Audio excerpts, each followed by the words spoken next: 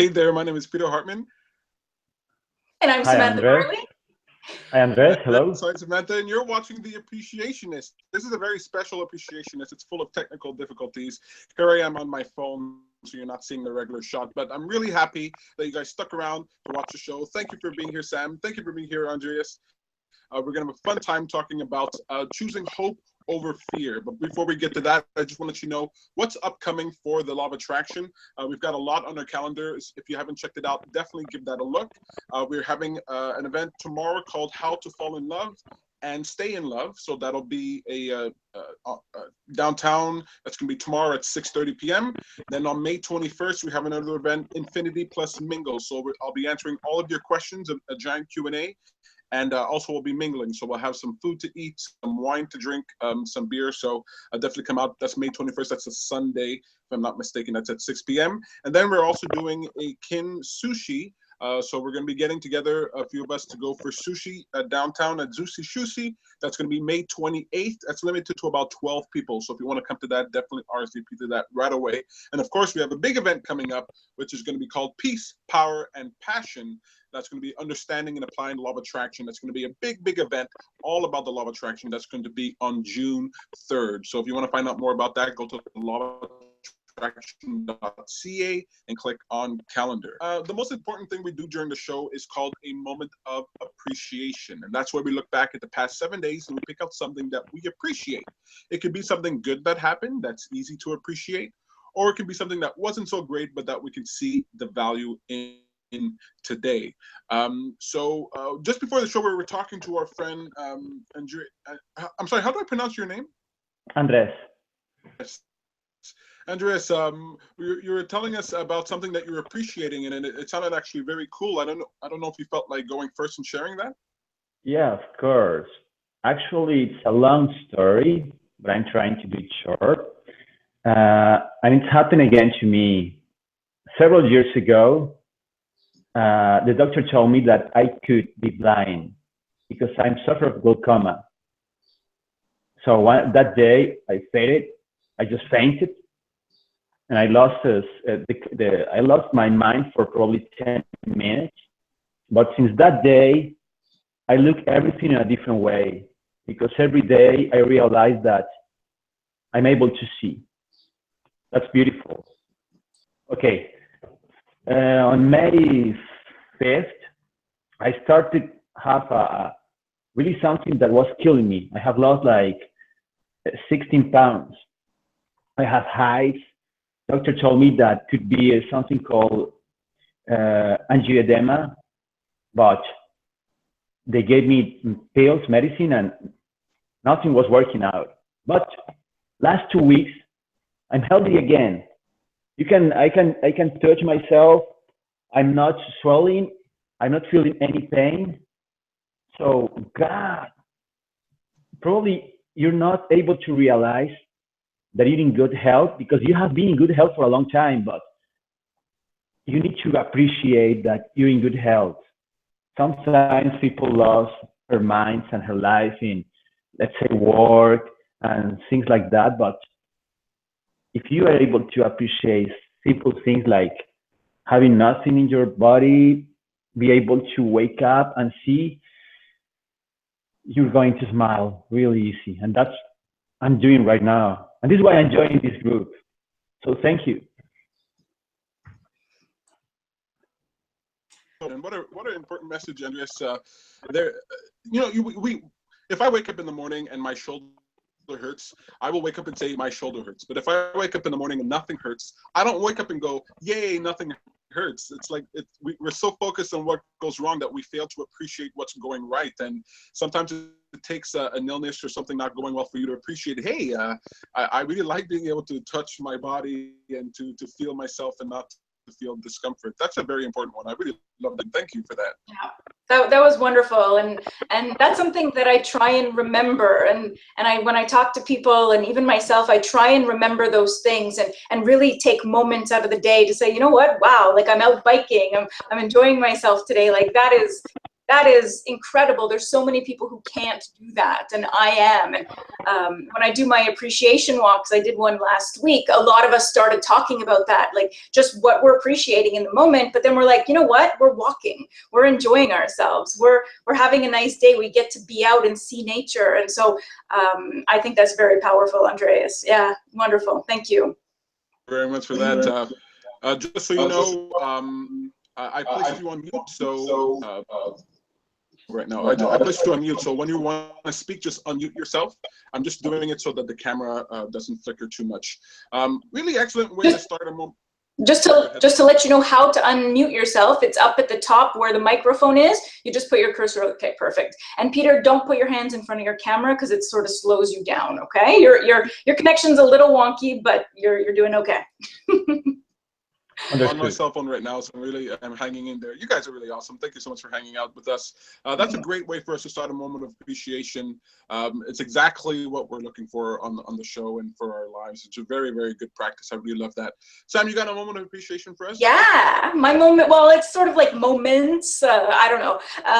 It's really that spring has sprung. So one moment of appreciation is sitting outside with you, Peter, you know, having a glass of wine the other night on the balcony, watching the sunset, all the trees that are in bloom, the flowers that are in bloom, the trees that are budding. It was just like, just a wonderful moment that I'm remembering and that we're gonna have a lot more of this summer. My second one is today I went out biking. It was super nice out, so I went out biking near the water, and I went to go visit, it's called Urban Seedling. It's a greenhouse near the water, and I started looking at the different seedlings and deciding what I'm gonna grow on my balcony, because I'm doing my balcony gardening again. If any of you listened last year, you heard about it like nonstop, and it'll be the same this year. So I was just looking at the different plants and, you know, starting to decide what I'm gonna get, and I'll probably do it this week and start planting. So it'll be lots of fun. That's really awesome. That's really cool. Great moments of appreciation. I don't know how many days ago it was now, but we had people come out from the group to support our comedy show, album cover comedy show downtown. Fantastic. And if I could move right now and move my arms, you'd see me waving around because I'm very, very excited and very, very happy about what happened there. We had a great crowd. You guys made the show. Just so you know, you're out there watching, you guys made the show. If you didn't show up, nothing would have happened. And so I am immensely grateful and appreciative of what happened there. I had a super fun time. It's always a little risky for me because the way I do comedy is different than the way I do motivational speaking. So to see a different side of me, it's a little vulnerable. My mother came out to see me. It was the first time my mother came out to see a comedy show. Oh man, was she offended. Thank God. That was really good. Felt really, really, really good. So I had a super fun time doing that. And also, look, I'm not really one for warm weather. You know, I prefer the winter. I'm not the one who's complaining in the winter. I'm the one who's happy, you know, and good for me because I live in a place where winter is like most of the year. So, but I have really been enjoying the warm weather now. Out drinking a glass of wine, enjoying the sun. Those are things I don't typically spend much time thinking about or doing. I usually find appreciation in a show I'm watching or comedy that I listen to, but that was a lot of fun. And then we had Mother's Day, and Mother's Day, my mom got it in her head to come together, and the whole family had to come, or everybody who could come, and wear white shirts and blue jeans, and we took a picture. I felt like it was in Modern Family, like this weird family that did things together. So that was a lot of fun taking those pictures, seeing all the kids running around the house. That's always pretty cool. So that's my moment of appreciation. Thank you guys so much for sharing yours. It is the most important thing we do during the show. And if it's the only thing we ever did, then that's the thing I would love the most. It's so fun to exercise those appreciation muscles. All right, so we don't have, I started the show late. I can't keep you late. So I want to jump right into the topic of choosing hope over fear. Let me just check out my notes here. Yeah, choosing hope over fear. Now, the most important thing about this topic, and the reason I chose it, is about choosing, okay? Because I don't want to talk about eliminating fear. I don't want to talk about avoiding fear. I don't want to talk about getting rid of fear, because fear is a very important part of life. It's an integral part of life. You know, you have places on this planet where if you went and sat down, you'd have a lovely time, sitting down on the beach or somewhere. And there are places on this planet, if you went, you'd have a terrible time, sitting next to a volcano or on top of a volcano or something like that. There are places that you know, hey, you're in a place right now that you don't prefer, and I really like that. But choosing hope over fear, that's what's important. And when you realize how to choose how you're feeling, then you realize you don't have to be afraid of fear.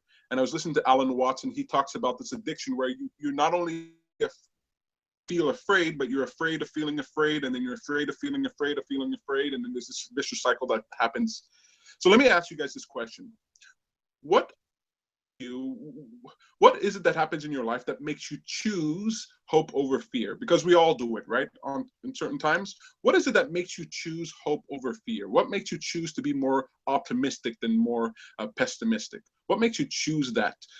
I know for me, if I'm doing something for someone else, if I'm helping another person, if I'm out there with another human being, then I tend to be courageous and hopeful for them. You know, I feel like social pressures sort of help me feel more hopeful for other people. As if I was alone on a desert island, I think it might be a little more difficult. But when I'm fighting for someone, when I'm working for something, people don't choose for. This goes to anyone who wants to answer. I know Sam is giving Andrew a. Go ahead. Okay, so you know, I told you before that I have been sick for a while, and it was hard. Sometimes I arrive home and I start to cry because it was hard when you start losing a lot of weight. And the problem is that I didn't know what to eat.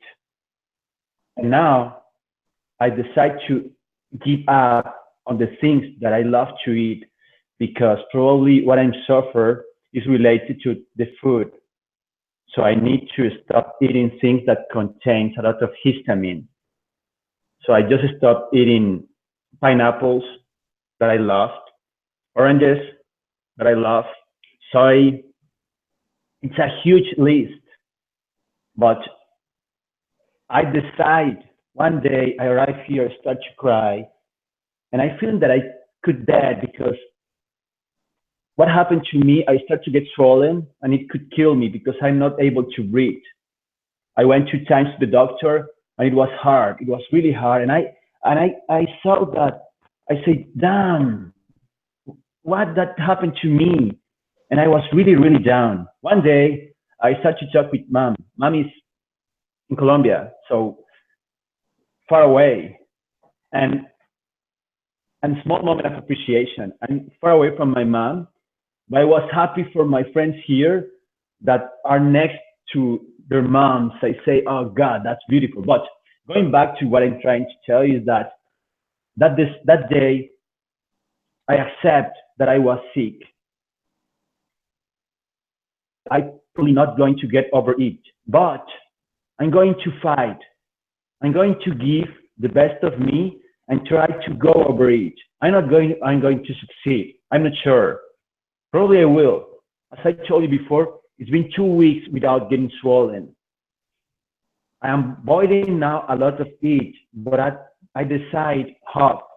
I decide to breathe and try to enjoy, because I thought if I'm going to die in 3 days or in 2 days or tomorrow because I eat a peanut or an avocado that I can eat now, or peaches that I can't because if I will die because I start to get swollen, I say, if today or tomorrow is my last day on earth, how I wanted it to be.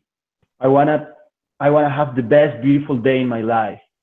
And I have been like enjoy the last 2 weeks like that you can imagine. I'm not doing anything like that's gorgeous, that's amazing. Just breathing, just walking, probably see people around, or now I have a window close to me. I can see a tree, and I decide hope. I decide to try my best and enjoy. Probably tomorrow I'll be dead, but let's enjoy the last 5 minutes. And I'm telling you for the truth, I mean, you're not going to see anything, but my hands are not swollen and my face is not swollen. You can talk with my colleagues at work, and they were suffer. They can look at me because I was really swollen. I had a difficult time even writing in the computer because my hands, my fingers hurt. But now I'm okay. I really love that. I love that message. Look, if I could wish one thing on everyone, it would be that they have some type of near-death experience, because then you realize what really matters. You know, when you hear the phrase to live life as if today's your last day, that doesn't mean to spend every dollar in your bank account and to go out onto the street. It means to let go of the, to accept what's happening to you, to sort of stop fighting against what's going on in your life, and just accept the fact that this is your life. This is your moment, and then to take as much joy and appreciation out of the moment as you can. I really love that message. Sam, do you have anything else you want to add to that? Is there something that helps you to choose hope over fear? Well, what I would say is that the reason you would want to choose hope over fear, the reason I want to choose hope over fear, is because I know how it feels to be afraid or to worry or to be consumed with negative thoughts and negative outcomes. And when you choose to say, okay, maybe that's true, like maybe it is true that these things can happen, these bad things will happen, but then you say, but maybe the other thing is true too. Maybe these fears are not 100% guaranteed. And so let me look at what is possible. What is the other side? What is the flip side? And when you start giving more of that attention, you start paying more attention to that, the other possibilities begin to sort of open up to you. You sort of see opportunities, you feel differently, you don't feel as paralyzed, you feel like things are possible, things can improve, or things can change for you. And so it's really about just recognizing that the fear sort of stops you, and it just sort of feels heavy, and you don't really want to do anything or try anything. And so when we're talking about fear in all sorts of things, and you go to hope, you can move. I feel like it's more fluid. You can sort of move forward easier. I really love what you just said there, and thank you to you both. I know we've got to wrap up the show. I started late. I have to end the show, but I just want to say a quick word before I let you go. But just before that, thank you, Sam. Thank you, Andreas, for being on the show. Everything you guys said was immensely great. I love that I'm on my cell phone and that I didn't cancel the show, because what you guys said was just absolutely perfect. I think people are really going to love it. Let me just say this. Fear is not telling you that what you're doing is, I should say this. Fear is information. Fear is letting you know what to do. Fear is guiding you, just like every other emotion. And so when you are experiencing fear, that's letting you know that you want to prepare yourself for what's happening. You want to change the state of being in which you exist in, so that you are more able to deal with the situation. Fear doesn't necessarily mean run away from what you're dealing with. Fear is letting you know, hey, the state in which you exist right now is unprepared for what's coming forward. And so the very next step after fear, what fear is letting you know, what fear is telling you, is choose hope now. Now is when hope is needed. Hope is not needed when you're for sure about everything. Hope is not needed when you're certain about, unsure, when you are uncertain, when things are not clear. So when you're experiencing that fear, fear is that emotion that's letting you know now is the time for you to get prepared for what comes next. And what comes next is made better when you choose hope.